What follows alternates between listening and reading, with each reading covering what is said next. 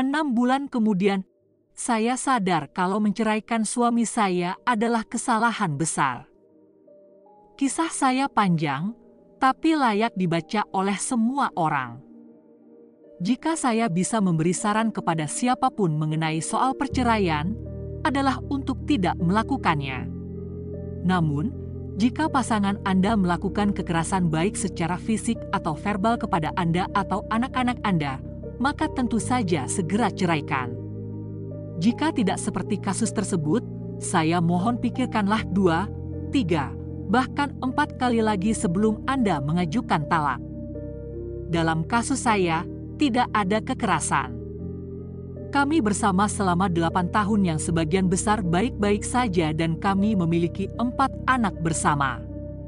Pada sekitar 5 tahun pernikahan kami, saya mendapat kenaikan pangkat di tempat kerja saya. Kemudian entah mengapa saya merasa bahwa suami saya menahan saya, atau setidaknya menghalangi saya untuk mencapai lebih banyak kesuksesan dan kehidupan lebih baik bagi saya. Kami tidak pernah memiliki banyak uang, tetapi dengan kenaikan pangkat saya, gaji saya sekarang lebih banyak dari dia.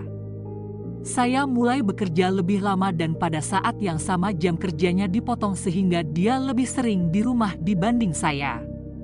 Saya benar-benar mulai membencinya karena dia di rumah dan dia bisa menghabiskan waktu dengan anak-anak kami sementara saya masih bekerja bahkan sering lembur. Kebanyakan malam ketika saya pulang, mereka sudah bersiap-siap untuk tidur atau sudah tidur. Setelah beberapa bulan, baru jelas bagi saya bahwa segalanya tidak berjalan baik di rumah tanpa saya di sana. Beberapa malam piring belum dicuci ketika saya pulang atau anak-anak belum gosok gigi atau hal apapun yang bisa saya pikirkan untuk marah pada suami saya. Sebenarnya itu hal kecil dan tidak masalah. Dia terus mengatakan bahwa dia akan berusaha lebih keras tetapi dia juga sama-sama bekerja dan tidak berada di rumah sepanjang waktu. Perkataan itu selalu membuat saya sangat marah. Selama beberapa tahun berikutnya, segalanya terus memburuk. Jam kerja saya tidak dikurangi dan jam kerjanya bolak-balik kadang paruh waktu atau bahkan WFH. Suami saya bilang tidak nyaman baginya untuk bekerja full-time karena saya jarang di rumah, tetapi kami tetap membutuhkan uang. Saya saat itu rewel setiap kali dia mengatakan dia ingin lembur. Saya selalu mengeluh dan menyuruh dia mengasihani anak-anak kami yang jarang didampingi orang tuanya dan semakin sedikit dia mengambil jam lembur semakin saya mengeluh bahwa dia tidak menghasilkan cukup uang. Setiap kali suami saya menyinggung kontradiksi itu, saya akan menggertak bahwa dia harus memikirkan sendiri jalan keluarnya. Saya tahu bahwa itu akan mengganggunya sehingga saya mulai mengungkit-ungkit hal itu dan untuk segala alasan yang bisa saya pikirkan. Saya mulai benar-benar membencinya dan saya menjauh darinya. Saya tahu bahwa itu menyakitinya tetapi saya tidak peduli. Jika dia tidak ingin terluka, maka dia setidaknya akan mencoba membuat saya bahagia. Saya menggunakan pemikiran itu untuk menjustifikasikan saya berhubungan dengan pria lain di tempat kerja. Saya awalnya berpikir dia hanya teman, tetapi sekedar berbicara di tempat kerja berubah menjadi saling mengirim pesan di luar jam kerja dan kemudian saling tukar gambar dan video dan kemudian mencuri waktu berduaan di kamar hotel. Saya tahu bahwa itu salah. Tetapi itu membuat saya merasa kembali muda, dan suami saya tidak membuat saya merasa seperti itu selama bertahun-tahun. Saya lelah merasa tidak bahagia dan saya melakukan ini untuk diri saya sendiri. Saya ingat hal yang terburuk adalah malam ketika saya pulang pada waktu biasa atau tidak lembur dan melihat dia telah membersihkan seluruh rumah, memasak makan malam untuk seluruh keluarga dan memilih film untuk kita tonton bersama. Ini akan membuat saya terpesona beberapa tahun sebelumnya, tetapi malam itu saya bahkan tidak mau menatap matanya dan saya pura-pura sakit. Saya menghabiskan sisa malam di tempat tidur sementara dia melayani saya dan memeriksa keadaan saya dan bahkan membuatkan makanan kesukaan saya dan membawakannya ke tempat tidur. Kebaikannya membuat saya merasa sangat bersalah dan itu membuat saya marah padanya karena dia membuat saya merasa seperti itu. Hingga akhir malam saya menghabiskan waktu hanya murung di tempat tidur dan keesokan paginya saya kembali menemui pria lain. Selama 1 atau 2 bulan berikutnya semenjak malam buruk itu saya selalu membenci apapun yang suami saya lakukan. Saya bahkan menganggapnya salah hanya karena masih bernapas. Saya meyakini dia akan muak dengan cara saya memperlakukannya dan saya hanya akan menunggu dan memprovokasi dia hingga kehilangan kendali, karena saya yakin itu akan terjadi pada akhirnya. Namun setiap kami selesai bertengkar, dia akan meminta maaf atas apapun yang saya bilang dia salah dan meyakinkan saya bahwa dia akan berusaha lebih keras, tetapi saya tidak pernah mendengarkannya. Saya tetap menemukan cara untuk membuatnya merasa lebih buruk. Saya yakin bahwa saya benar dan dia salah dan itu adalah logika yang cukup bagi saya untuk terus memprovokasinya. Saya bahkan berpura-pura tidak peduli ketika dia mengetahui tentang hubungan saya dengan pria dari tempat kerja saya. Padahal itu sebenarnya benar-benar menghancurkan hati saya melihatnya menahan air mata. Tetapi saya tidak akan membiarkan dia tahu. Dia berada di titik terendahnya dan saat itulah saya memilih untuk memanfaatkan situasinya dan meminta bercerai. Saya hampir bisa mendengar suara hatinya hancur berkeping-keping. Dia masih berjuang dan mengatakan bahwa kami bisa mengatasinya bersama-sama. Saya benar-benar tidak tertarik memperbaiki pernikahan kami dan masih ingin mengajukan cerai. Saya berani melanjutkan proses perceraian ini karena dalam pikiran saya, jika hubungan lain saya tidak berhasil, saya bisa meminta rujuk padanya melihat bagaimana gigihnya dia mempertahankan pernikahan kami.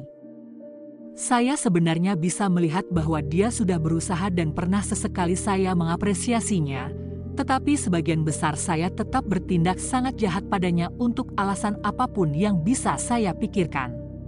Saya tidak yakin seberapa banyak lagi yang bisa dilakukan oleh pria itu untuk membuat saya bahagia selain menemukan pekerjaan yang gajinya 2 kali lipat gaji saya sehingga saya tidak harus bekerja sama sekali. Dia mengatakan bahwa dia sedang mencari, tetapi mencari dan menemukan adalah 2 hal yang berbeda. Pada waktu ini saya menemukan sebuah komunitas di sosial media Facebook yang berisi perempuan-perempuan yang sepertinya senasib dengan saya. Saya mulai memposting hal-hal tentang dia dari perspektif saya saja.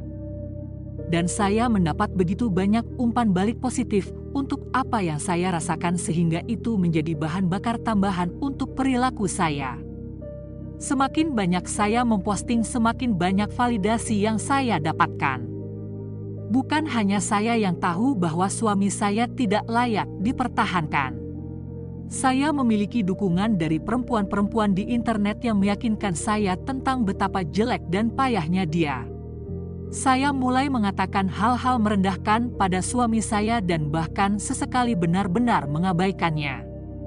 Saya sangat yakin dengan pemikiran dan pendapat saya sehingga saya menghubungi pengacara dan dalam beberapa minggu telah resmi mengajukan perceraian. Saya terus menggunakan komunitas ini dan beberapa di sosial media lainnya untuk memvalidasi perasaan saya serta mencari dorongan dan dukungan untuk melaluinya. Dan akhirnya proses perceraian selesai. Semuanya berjalan cukup lancar. Suami saya tidak meminta banyak selain untuk tidak bercerai dan mencoba memperbaiki semuanya.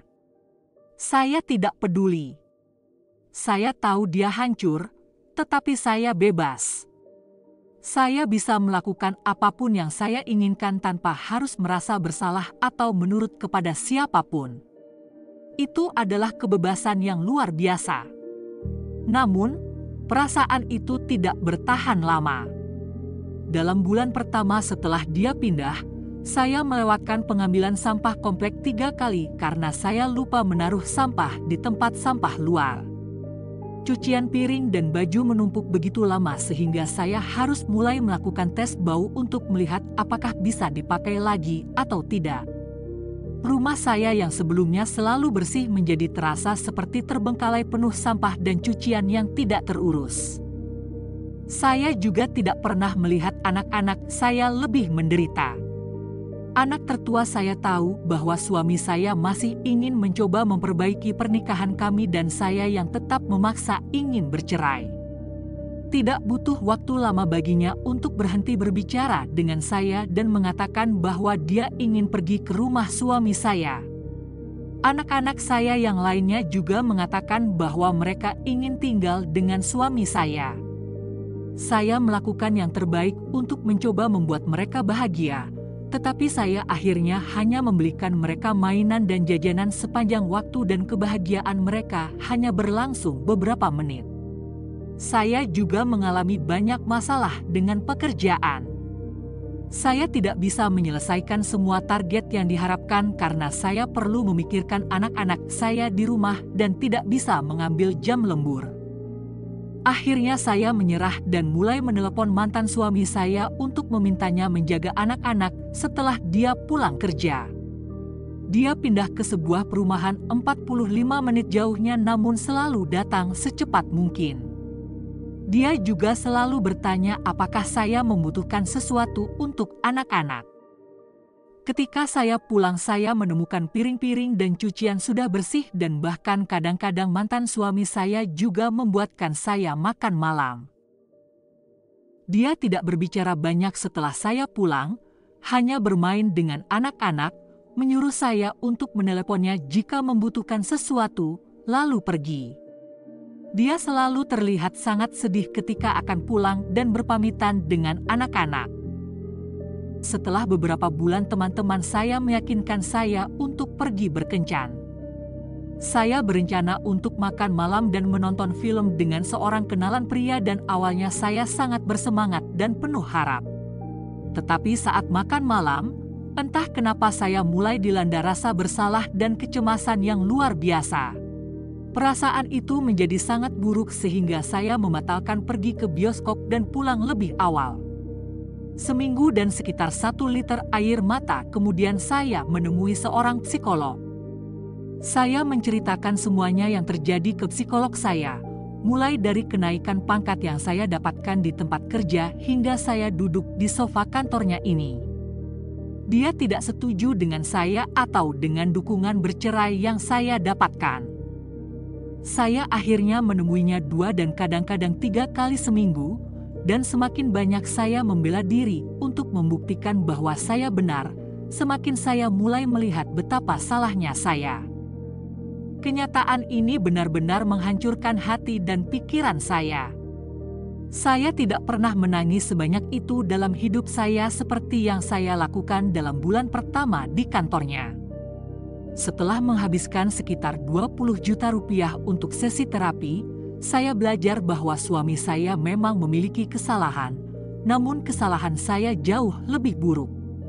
Saya melakukan banyak hal yang mengerikan dan mengatakan hal-hal merendahkan bahkan saya pun membenci diri saya sendiri, tetapi dulu dia tetap mencoba mempertahankan pernikahan kami. Saya masih ingat dia memohon kepada saya dalam pertemuan sidang talak untuk tidak melanjutkannya. Namun saya tetap melanjutkan prosesnya, dan kemudian saya membual di sana-sini betapa bebas rasanya telah bercerai dengannya. Saya sangat salah, dan sekarang saya bisa melihatnya. Beberapa minggu yang lalu saya menahan mantan suami saya untuk berbicara sebentar sebelum dia pulang dari menjenguk anak-anak. Saya bertanya kepadanya tentang kemungkinan rujuk. Setelah saya mengatakan itu, dia hanya menatap saya dengan tatapan kosong. Dia mengatakan bahwa dia tidak tahu apakah dia bisa. Dia mengatakan bahwa dia merasa telah terlalu lama disakiti dan jika kami kembali bersama, saya mungkin hanya akan kembali dan melakukannya lagi. Dia selalu berpikir bahwa saya akan menyadari betapa dia mencintai saya dan berhenti menyakitinya, namun itu tidak pernah terjadi. Dia juga menyatakan rasa cintanya hilang ketika saya berselingkuh dengan teman kerja saya dan ketika saya menandatangani surat perceraian. Itu menyakitinya lebih dari apapun dan dia tidak tahu apakah dia akan bisa mempercayai saya lagi. Saya tidak menyalahkannya. Saya menghancurkan seorang pria yang dahulu adalah suami yang hebat. Saya merampas anak-anak saya dari memiliki sosok ayah yang dicintai di rumah bersama mereka dan saya juga mengambil anak-anaknya darinya. Sekarang, usia saya sudah berkepala 4 dan saya terlalu tua untuk berkencan dan sulit untuk menemukan pasangan yang berkomitmen, walaupun saya juga sebenarnya tidak aktif dan tidak berkeinginan mencari. Sementara mantan suami saya, terakhir saya mendapat kabar kalau dia sudah bertunangan dengan seorang wanita umur 20-an. Anak-anak saya lebih sering tinggal bersama mantan suami saya daripada bersama saya. Tadinya, saya berharap perceraian akan membawa kebahagiaan dan kebebasan. Namun, kini saya justru menghabiskan seluruh waktu luang saya duduk di rumah atau di sofa psikolog. Tolong jangan langsung mengambil saran dari siapapun di situs ini atau lainnya tentang melakukan perceraian. Jika merasa pernikahan Anda buruk, introspeksi diri Anda sendiri terlebih dahulu dan lihat apakah Anda bisa membuat perubahan. Ini adalah saran untuk pria maupun wanita. Bercerai tidak menyenangkan. Menjadi janda tidak menyenangkan. Dan melihat pasangan Anda hancur dan anak-anak Anda tidak pernah bahagia karena tindakan Anda adalah pengalaman yang paling menyakitkan yang bisa saya bayangkan. Saya kembali menekankan untuk Anda introspeksi diri dan saya berharap Anda akan memberi pernikahan Anda kesempatan kedua. Terima kasih jika sudah menonton sejauh ini. Jangan lupa subscribe ke channel Curi Cerita dan komen kisah apa yang harus saya angkat selanjutnya. Jaga diri dan terima kasih.